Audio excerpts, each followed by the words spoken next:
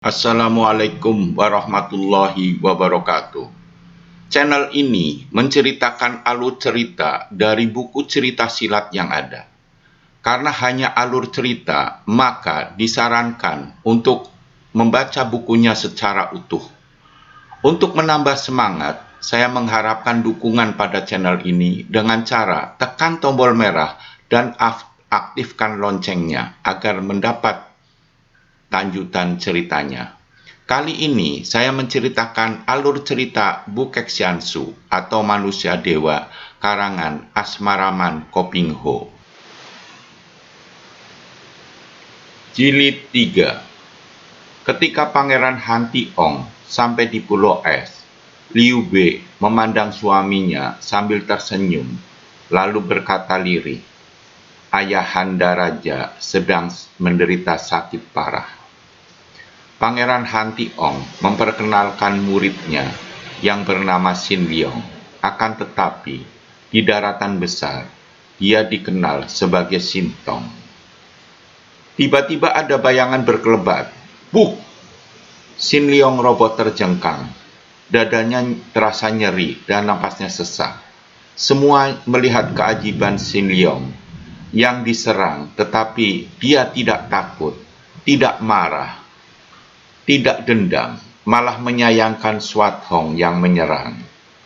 Kemudian datanglah De Quatlin yang mengamuk karena hilang ingatan. Setelah Liu Bei mengetahui De Quatlin, Liu Bei memberikan pengobatan di kamar tamu. 3 hari setelah pulangnya Han Tiong, Raja meninggal dunia setelah menyaksikan Han Tiong dinobatkan menjadi penggantinya. Setengah bulan kemudian, berkat perawatan yang baik, gangguan ingatan yang diderita oleh De Quatlin menjadi sembuh, dan De Quatlin menerima pinangan Raja Han Tiong karena berkeinginan belajar ilmu kepada Raja Han Tiong untuk balas dendam kepada Pat Jiu Kai Ong. 9 bulan kemudian, semenjak De Quatlin menjadi selir, dia melahirkan seorang anak laki-laki. Timbullah keinginan hatinya untuk mengangkat diri menjadi permaisuri. Dia merasa berhak karena bukankah dia yang mempunyai keturunan laki-laki. Selain menjadi permaisuri, dia juga ingin menjadi pewaris semua ilmu kesaktian Pulau Es. 7 tahun telah lewat. De Quatlin kini menjadi permaisuri, sehingga kedudukan Liu Bei tergeser menjadi istri selir.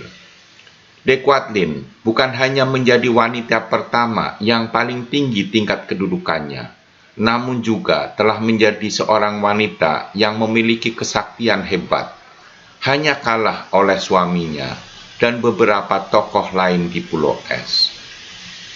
Xin Liong telah memperoleh kemajuan yang menakjubkan dan mengagumkan Han Tiong. Semua ilmu yang diajarkan oleh raja itu, sekali dilatih, dapat dilakukan dengan sempurna. Tentu saja, setelah dia berusia 14 tahun, Xin Liong telah jauh meninggalkan tingkat sumoinya. Bukan hanya dalam ilmu silat, akan tetapi juga dalam ilmu sinkang. Dia maju pesat karena tanpa diperintah oleh suhunya. Dengan tekun, Xin Liong berlatih seorang diri di bawah hujan salju yang amat dingin, sehingga dia dapat merasakan intisari tenaga Im Kang yang amat hebat. Xin Liong juga rajin membaca kitab-kitab yang banyak terdapat di perpustakaan istana.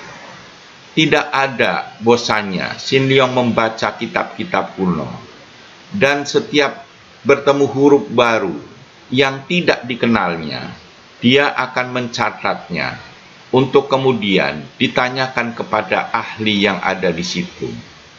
Bukan itu saja, anak ajaib itu juga menemukan sesuatu yang tersembunyi dalam sajak-sajak itu. Dia menemukan rangkaian ilmu sakti yang masih merupakan rangka terselubung di dalam huruf-huruf kuno yang sukar dimengerti. termasuk ilmu intisari dasar gerakan semua ilmu silat dan ilmu mahasakti lainnya. Selama berada di Pulau Es, Sin Leong dapat tugas untuk mencari bahan-bahan obat di pulau-pulau untuk kepentingan para pembuni Pulau Es, sehingga Han Tiong tidak segan-segan menurunkan ilmu pengobatan tusuk jarum kepada muridnya itu. Selain Sin Leong, tentu saja Swat Hong juga memperoleh kemajuan pesat. Dalam usia 13 tahun, dia telah memiliki ilmu kepandaian yang sukar dicari tandingannya. Hampir semua orang di Pulau Es memperoleh kemajuan masing-masing. Hanya Liu Bei yang tampak kurus dan tidak bersemangat. Namun ada yang membuat hati Sin Leong gelisah. Utamanya, nasib orang-orang terhukum yang dibuang ke pulau neraka. Bersambung ke jilid 4.